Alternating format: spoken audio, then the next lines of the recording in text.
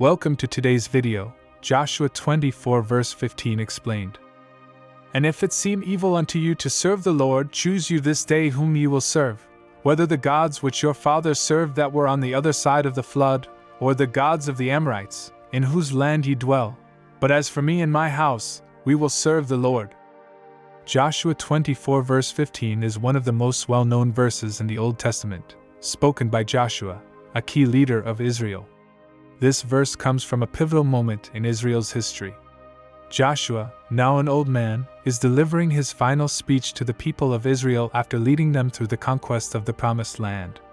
He is reminding them of the choices they must make now that they have settled in a land with diverse beliefs and idols. Joshua's statement begins with an acknowledgement of the choice the people face. He says, "If it seems evil to you to serve the Lord, then choose today whom you will serve." Joshua knew that serving God was not something anyone should take lightly. It is a serious commitment, one that involves faithfulness and dedication. When he says if it seems evil to serve the Lord, he's challenging them to consider the importance and weight of this decision.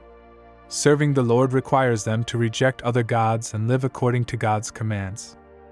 Joshua goes on to outline the options the people have.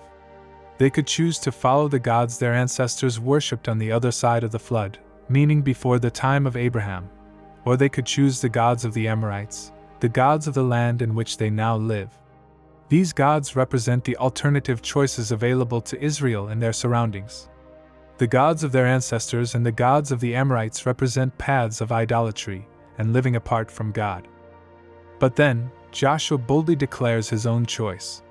He says, "As for me and my house, we will serve the Lord."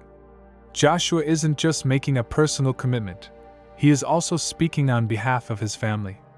He shows us that faith in God is not just an individual choice but something that can influence an entire household. His statement is both a declaration of loyalty and an invitation to the people of Israel to consider their own faithfulness. This verse shows us that faith requires decision. Joshua is presenting a clear line. There is no room for serving both God and other idols.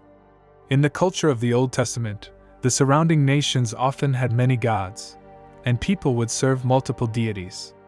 But Joshua calls for exclusive devotion to the one true God, urging the Israelites to leave behind the divided loyalties they might be tempted to have. This verse also speaks to us today. Just as the Israelites had to choose who they would serve, we too are faced with choices about our priorities and where we place our trust. In our daily lives, we may not have statues of foreign gods, but we do have other distractions and commitments that can take the place of God if we allow them. Joshua's challenge to Israel remains a timeless message. Commit fully to God, and let that commitment shape your home and your life. Joshua's bold stand is inspiring because he doesn't waver, regardless of what others might choose. His statement reminds us that we can be a light and example for those around us. Serving God faithfully impacts not only us but also those close to us, our families, friends, and communities. So, Joshua 24 verse 15 calls us to a clear choice, a commitment, and an unwavering dedication to God, no matter the options surrounding us. May we too, like Joshua, declare that as for me and my house, we will serve the Lord. Remember to subscribe, like, share, and comment if you enjoyed this video. May God bless you abundantly as you choose to serve Him with all your heart.